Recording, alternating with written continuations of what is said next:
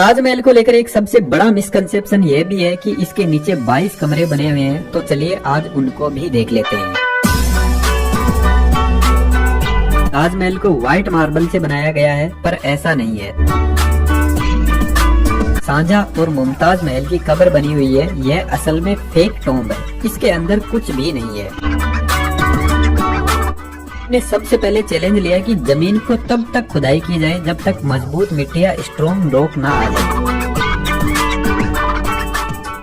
ताजमहल 400 साल पहले बनाया हुआ इंजीनियरिंग का एक जबरदस्त मास्टरपीस है जो आज भी पूरी मजबूती से खड़ा है। इसकी टेक्नोलॉजी को देखने के बाद साइंटिस्ट आज भी ऐसा मानते हैं कि शायद ही आज फिर से ऐसी बिल्डिंग बनाई जा सके। जितना अट्रैक्टिव ताजमहल देखने में लगता है, उससे भी ज्यादा अट्रैक्टिव इसकी इंजीनियरिंग है और शायद इसी वजह से यह आज दुनिया के 7वें अजूबे में शामिल है। इस वीडियो में हम ताजमहल के कंस्ट्रक्शन की बेहतरीन इंजीनियरिंग को समझने की कोशिश करेंगे। ताजमहल आगरा में यमुना नदी के किनारे बना हुआ है और इसका साइट सिलेक्शन भी एक बहुत ही टेक्निकल डिसीजन था। यदि आप इस्लामिक आर्किटेक्चर को देखते हो तो यह मोस्टली गार्डन के सेंटर में बने हुए हैं, लेकिन ताजमहल की हम सैटेलाइट इमेज देखें तो यह गार्डन के सेंटर में नहीं बल्कि गार्डन के नॉर्थ में बना हुआ है। तो क्या यह एक मिस्टेक थी इस्लामिक आर्किटेक्चर की या एक ब्रिलियंट इंजीनियरिंग? यदि इन सैटेलाइट इमेज को थोड़ा ऊपर से देखें तो यहाँ पर भी आपको एक परफेक्ट सिमेट्री दिखाई देगी। ताजमहल के जस्ट ऑपोजिट साइड में एक और सेम टू सेम ऐसा ही गार्डन बना हुआ है जिसका नाम है मेहता बाग गार्डन,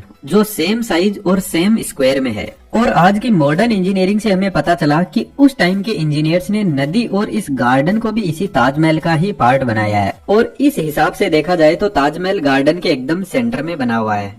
और ताजमहल को मेहता बाग गार्डन से देखा जाए तो यहाँ से भी यह एक शानदार लुक देता है। इसके साथ नदी से यदि आप ताज को देखोगे तो नदी में ताज का शानदार रिफ्लेक्शन दिखाई देता है, जो असल में इंजीनियर्स के दिमाग में ब्रिलियंट विजुअल्स थे ताजमहल को लेकर कि यह बनने के बाद में कौन सी साइड से कैसा दिखेगा। ताजमहल का फाउंडेशन इतना मजबूत है कि अर्थक्वेक, फ्लड्स और भारी बारिश की सिचुएशन में भी यह शान से खड़ा रह सकता है। ताजमहल के फाउंडेशन का आइडिया मिलिट्री फाउंडेशन और सिविल इंजीनियरिंग से लिया गया है जो इनडिस्ट्रक्टेबल है। नदी के आसपास के एरिया में एक स्ट्रॉन्ग फाउंडेशन तैयार करना बहुत चैलेंजिंग काम है, क्योंकि एक तो पानी की वजह से मिट्टी का कटाव होता रहता है और ऊपर से फिसलन भरी मिट्टी जो किसी भी फाउंडेशन को डिस्ट्रॉय कर सकती है। तो इंजीनियर्स ने सोचा क्यों ना एक ऐसा फाउंडेशन बनाया जाए जो पानी की वजह से कमजोर ना हो बल्कि मजबूत होता जाए। तो इंजीनियर ने सबसे पहले चैलेंज लिया कि जमीन को तब तक खुदाई की जाए जब तक मजबूत मिट्टी या स्ट्रॉन्ग रॉक ना आ जाए। जिस तरीके से आज के टाइम में हम बिल्डिंग बनाने से पहले स्ट्रॉन्ग बीम बनाते हैं, ठीक उसी तरीके से ताजमहल के फाउंडेशन में स्ट्रॉन्ग बीम्स के लिए कुएं खुदाए गए और कुओं को तब तक खोदा गया जब तक कि स्ट्रॉन्ग रॉक की मोटी लेयर ना मिल जाए। और लगभग 15 से 20 मीटर की खुदाई के बाद सेवरल मीटर मोटाई वाली रॉक की लेयर मिली। 1632 में जब ताजमहल का कंस्ट्रक्शन स्टार्ट हुआ तो उस टाइम तक सीमेंट का आविष्कार नहीं हुआ था। तो इंजीनियर्स को एक ऐसे मोर्टार की जरूरत थी जो स्ट्रॉन्ग भी हो और पानी के साथ में मजबूती से टिका रहे। तो उस टाइम तक एज ए मोर्टार लाइम ही था जिसको चूना बोला जाता है, और आज भी बहुत सारे लोगों की चॉइस सीमेंट की जगह चूना ही होता है। कुआं बनाने के लिए सबसे पहले राउंड शेप में वॉल बनाई गई और फिर इसमें वुडन पाइलिंग की लेयर सेट की गई और सेंटर में एक लकड़ी की शाफ्ट सेट की गई और फिर चारों तरफ छोटे छोटे पत्थरों को भी भरा गया और साथ में चूना को भी भरा गया। फिर एक और वुडन पाइलिंग सेट की गई और फिर से लाइम और पत्थरों को साथ में भरा गया। इन छोटे छोटे पत्थरों को मलबा भी बोलते हैं। इस तरीके से 100 से भी ज्यादा कुएं बनाकर एक मजबूत फाउंडेशन तैयार किया गया जिस पर ताजमहल को बनाया गया। अरे यह क्या हुआ? यदि इस टाइप का फाउंडेशन हमने बनाया होता तो कुछ ही टाइम बाद में ताजमहल गिर जाएगा। और यह विजन आज से 400 साल पहले इंजीनियर्स के पास में था, क्योंकि जो लाइमस्टोन मुगल बादशाह शाहजहां के इंजीनियर्स ने यूज में लिया था उसको जब इलेक्ट्रो माइक्रोस्कोप से चेक किया गया तो काफी शॉकिंग रिजल्ट निकल कर आए। लाइमस्टोन में बहुत सारे स्मॉल ग्रेन्स, प्लांट डेब्रीज पाए गए जिनमें मोस्टली शुगर, काली मिर्च, चने का आटा और कुछ लोकल फ्रूट्स और ट्री रेजिन्स, जिसको पेड़ से निकलने वाला गोंद भी बोला जाता है, जो आई थिंक आपने ट्रीज पे चिपका हुआ देखा होगा। इन सब को चूने के साथ में मिलाकर फिर वेल में मलबे के साथ में भरा गया और कुएं से एक शाफ्ट को बाहर निकाला गया और इस तरीके से हंड्रेड्स ऑफ कुओं से एक स्ट्रॉन्ग वाटरप्रूफ स्ट्रक्चर बनाया गया। अब यहाँ पर ध्यान देने वाली बात यह है कि इन वेल के अंदर लकड़ी एक मेन कंपोनेंट है और रिवर के पानी की वजह से यह जो वेल है उनके चारों तरफ पानी भरा रहता है और यह पानी एक ऑक्सीजन फ्री एनवायरनमेंट क्रिएट करता है और वेल में लगी हुई लकड़ी पानी में हमेशा भीगी हुई रहती है और लकड़ी पानी में ज्यादा मजबूती से रह सकती है जब तक उसको ऑक्सीजन ना मिले।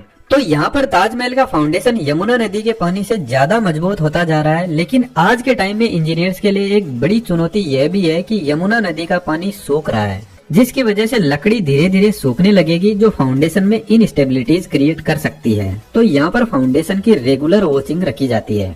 यमुना रिवर के आसपास के एरिया में भी यदि आप घूमने जाते हो तो आपको वहाँ पर ऐसे कुएं बने हुए दिख जाएंगे जो शायद मिट्टी के कटाव को रोकने के लिए बनाए गए थे।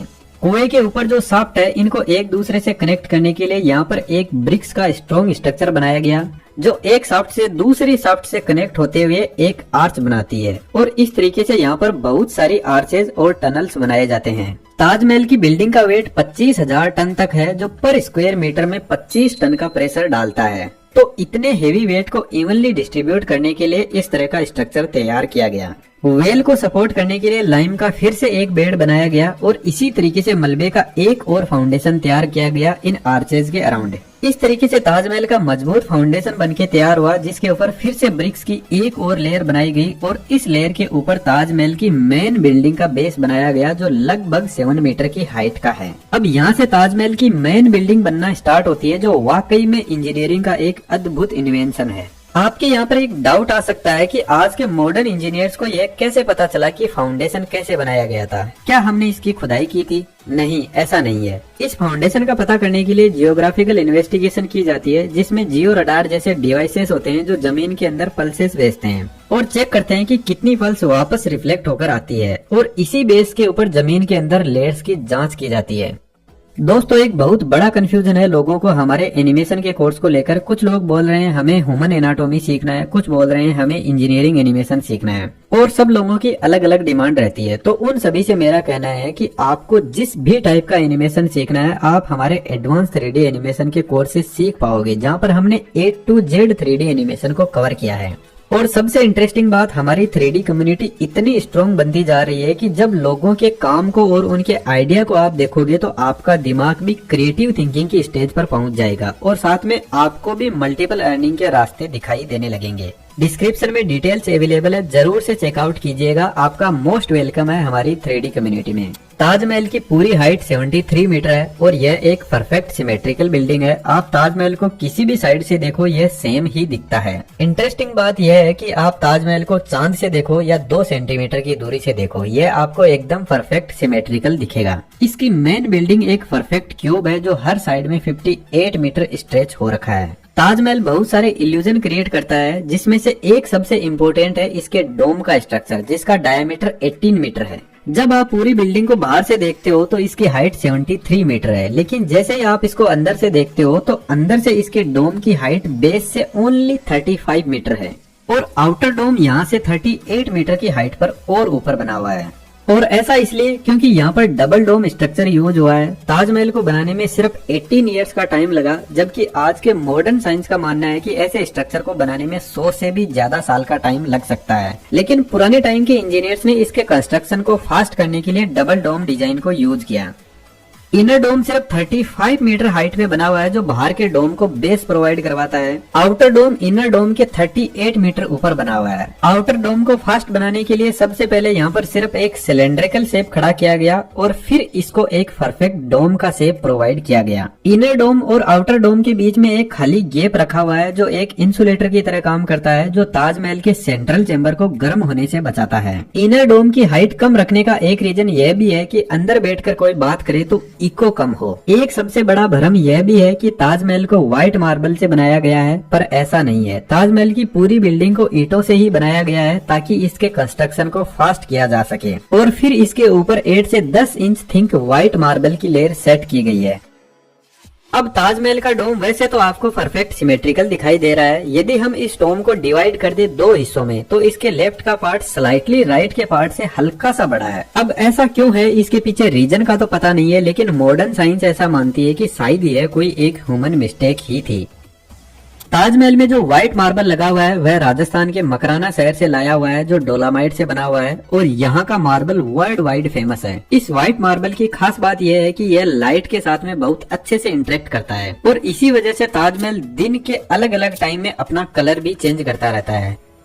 लेकिन यदि आप इस मार्बल को नजदीक से देखोगे तो इसमें कुछ डिजाइन बनी हुई है और यह डिजाइन कोई कलर से नहीं बनाई गई है। यहाँ पर असल में जेम स्टोन यूज किया गया है मार्बल के अंदर। ऐसी डिजाइन बनाने के लिए मार्बल के अंदर ऐसी जगह बनाई जाती है और फिर मोर्टार से स्टोन को अंदर चिपका दिया जाता है। और ताजमहल के अंदर जो स्टोन यूज हुआ है उसको एग्जामिन करने से पता चला कि इसमें कुछ स्टोन ही इंडिया में मिले हैं, बाकी ऑल ओवर वर्ल्ड से मंगवाए गए, जिसमें अफगानिस्तान, अफ्रीका, ईरान जैसे देश भी शामिल है। लेकिन आज के टाइम में ताजमहल का मार्बल स्ट्रगल कर रहा है हमारी वजह से। ताजमहल के आसपास में फैक्ट्रियां और गाड़ियों के पोल्यूशन से इसका मार्बल येलो होता जा रहा है। लेकिन आर्कोलॉजिकल सर्वे ऑफ इंडिया इसका पूरा ख्याल रखते हैं और रेगुलर क्लीन करते रहते हैं और इसको क्लीन करने के लिए बेहतरीन एशियन टेक्नोलॉजी यूज करते हैं, जिसका नाम है मुल्तानी मिट्टी।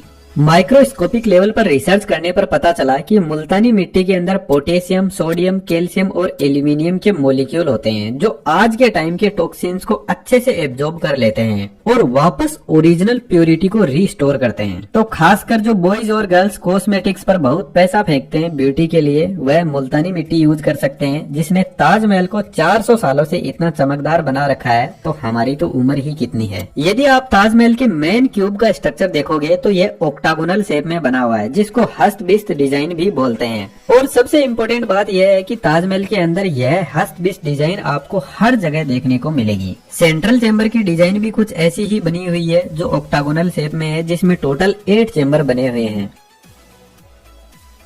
इसके अलावा यदि ताजमहल की छत को हम दूर करें तो इसके कॉर्नर में भी कुछ ऑक्टागोनल शेप में रूम बने हुए हैं और इन सभी रूम में भी टोटल 8 दरवाजे बने हुए हैं।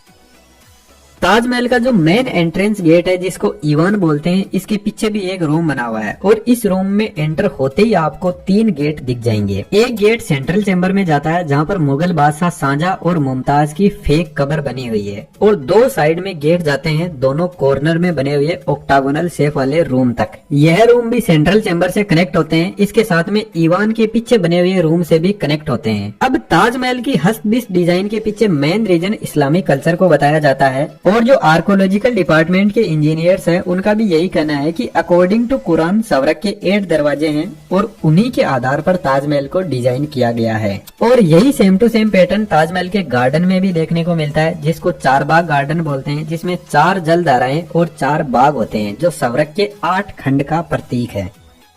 जब आप ताजमहल के एंट्रेंस से एंटर होते हुए सेंट्रल चेंबर में पहुंचते हो, जहां पर मुगल बादशाह शाहजहां और मुमताज महल की कब्र बनी हुई है, यह असल में फेक टॉम्ब है। इसके अंदर कुछ भी नहीं है। इनको सिर्फ डिजाइन के पर्पज से ही बनाया गया है। इस टॉम्ब पर बहुत हाई लेवल की टेक्सचरिंग की गई है, जिसको यदि हम इस 3D एनिमेटेड वीडियो में बनाएं तो हमें भी कम से कम 5 से 6 महीने का टाइम लगेगा इस वीडियो को प्रोड्यूस करने में। असल में शाहजहां और मुमताज की कब्र इस चेंबर के नीचे एक और चेंबर बना हुआ है जहाँ पर ओरिजिनल कब्र है।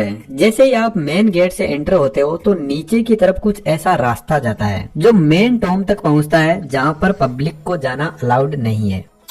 ताजमहल को लेकर एक सबसे बड़ा मिसकंसेप्शन यह भी है कि इसके नीचे 22 कमरे बने हुए हैं, तो चलिए आज उनको भी देख लेते हैं। लेकिन इससे पहले एक छोटा सा डिस्क्लेमर है, हमें एक्चुअल में ओरिजिनल फोटोज इन रूम की कहीं पर भी नहीं मिली है। आर्कोलॉजिकल सर्वे ऑफ इंडिया के इंजीनियर के इंटरव्यू और उनके द्वारा शेयर की हुई कुछ इमेजेस के आधार पर ही हमने रूम को हमारी इमेजिनेशन से ही डिजाइन किया है। हो सकता है कि रियलिटी में यह अलग दिखाई देते हैं। जैसे ही आप इस गेट को ओपन करके एंटर होते हैं तो आपको अंदर एक और गेट दिखाई दे जाएगा और यह गेट आपको सीधा उन 22 कमरों तक पहुंचा देगा। और जैसे ही हम एंटर होते हैं तो यह कमरे आपको दिख जाएंगे। इन कमरों में कोई भी मार्बल का यूज नहीं हुआ है और असल में यह कमरे नहीं है। यहाँ पर बहुत सारे छोटे छोटे चेंबर बने हुए हैं जो एक दूसरे से इंटरकनेक्टेड है और कुछ ऐसे टनल्स बनाते हैं। और इनका असली पर्पज यह है कि यह एक तो पूरी बिल्डिंग के वेट को डिस्ट्रीब्यूट सिमेट्रिकली करते हैं और दूसरा रीजन है वेंटिलेशन प्रोवाइड करवाते हैं। क्योंकि ताजमहल एक रिवर के किनारे बना हुआ है तो यहाँ पर ह्यूमिडिटी लेवल इंक्रीज होना एक नॉर्मल सी बात है, जिसकी वजह से बिल्डिंग को नुकसान पहुंच सकता है। और इन टनल से एयर का सर्कुलेशन आसानी से हो सकता है, जिससे इसके ह्यूमिडिटी और टेम्परेचर को कंट्रोल किया जाता है।